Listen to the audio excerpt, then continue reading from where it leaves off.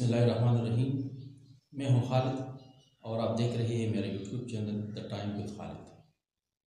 محترم ناظرین، کسی کام کو غیر دلچسپی سے کرنے سے بہتر ہے کہ اس کام کو سرے سے کیا ہی نہ جائے۔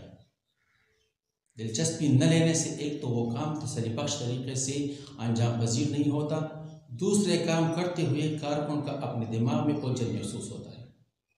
اس کے برعکس جو کام طبیعت کو دلچسپ محسوس ہوتا ہو تو دل میں ایک ولولہ اور جوش پیدا ہوتا ہے، انسان ایک عزم کے ساتھ وہ کام سر انجام دیتا ہے۔ عام طور پر سرکاری اور پرائیویٹ دفاتر میں کام کو بیکار سمجھ کر کیا جاتا ہے۔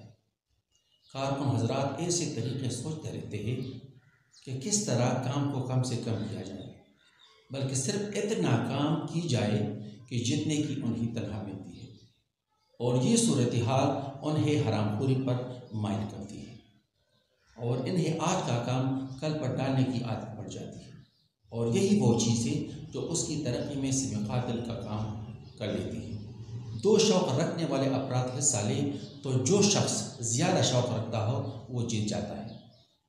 مشہور شاعر، دانشور اور ادیب ایمرسن نے کہا ہے کہ کوئی عظیم کام کا شوق کے بغیر پایہ تکمیل کو پہنچ جانا ناممکن ہوتا ہے۔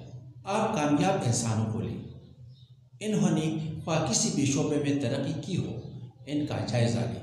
ان کی ترقی کے اسباب میں شوق ایک لازمی سبب ہوگا۔ کسی شخص کے لیے ناممکن ہے کہ وہ شاعری کا شوق نہ رکھتا ہو اور بڑا شاعر بن جائے۔ اسی طرح ایک مصور پن مصوری کا شوق رکھے بغیر کبھی بھی ایک کامیاب مصور نہیں بن سکتا۔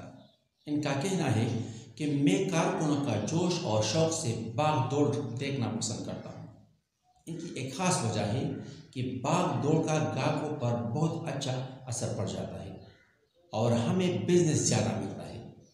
کامیاب ترین کاروباری شخصیت روڈ ولیم کہتے ہیں کہ کوئی بھی شخص جس میں کام کرنے کا جذبہ ہوگا، جس کام میں بھی ہاتھ ڈالے گا، کامیاب ہو جائے گا۔